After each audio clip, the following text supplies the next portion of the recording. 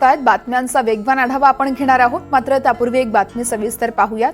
20 ऑगस्टला बीकेसी मध्ये राहुल गांधींची सभा असेल। या सभेला मुंबई वाहतूक पोलिसांनी मात्र आक्षेप घेतलाय। वाहतूक कोंडी होण्याचा दावा केला जातोय। मुंबई पोलिसांच्या भूमिकेमुळे काँग्रेस आक्रमक होण्याची शक्यता वर्तवली जाते।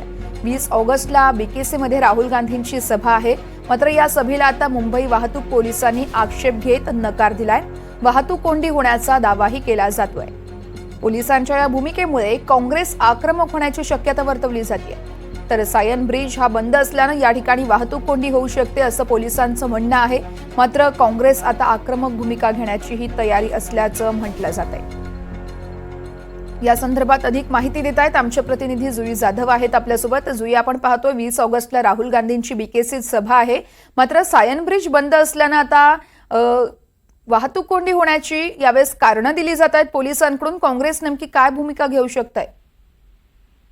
अगदीच वर्षा, राहुल गांधी यांची 20 तारखेला मुंबईमध्ये सभा होणार आहे आणि या सभेमध्ये केवळ राहुल गांधीच नाही तर महाविकास आघाडीचे जेवढे नेते आहेत त्या सगळ्यांना आमंत्रित केलं गेलं आहे। बीकेसी मध्ये ही सभा आयोजित केली गेली आहे।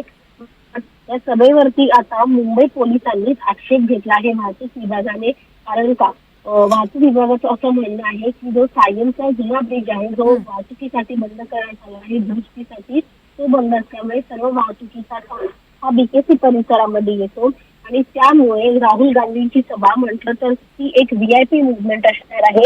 रस्ता बंद करावा लागेल पोलिसांना आणि रस्ता बंद करणं हे परवडणार नाही। कारण का 20 तारीख हा मधला वार आहे, लोक कामावरती जातात, त्या दिवशी मंगळवार आहे।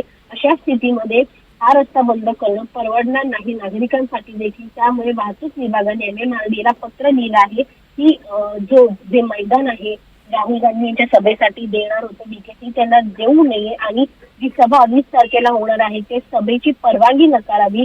मात्र आता याकडे काँग्रेस कशा पद्धतीने पाहते हे पाहणं महत्त्वाचं राहणार आहे। कारण का ऐन निवडणुकीच्या तोंडावरती, कारण का कालच महाविकास आघाडीने विधानसभा निवडणुकीचं प्रचाराचं नारळ फोडलेलं आहे आणि अशातच जर वाहतूक विभागच परवानगी नाकारत आहे तर मात्र कुठेतरी काँग्रेस पक्षाची आक्रमक भूमिका या संदर्भात दिसून येईल आणि आज दिवसभरामध्ये काँग्रेस नेत्यांकडून नेमकं कशा प्रकारे या सगळ्या घटनेवर पडसाद उमटतायत आणि काय प्रतिक्रिया देत आहेत हे बघणं महत्त्वाचं राहणार आहे। निश्चितच जुई, खूप खूप धन्यवाद आपण दिलेल्या सविस्तर माहितीसाठी।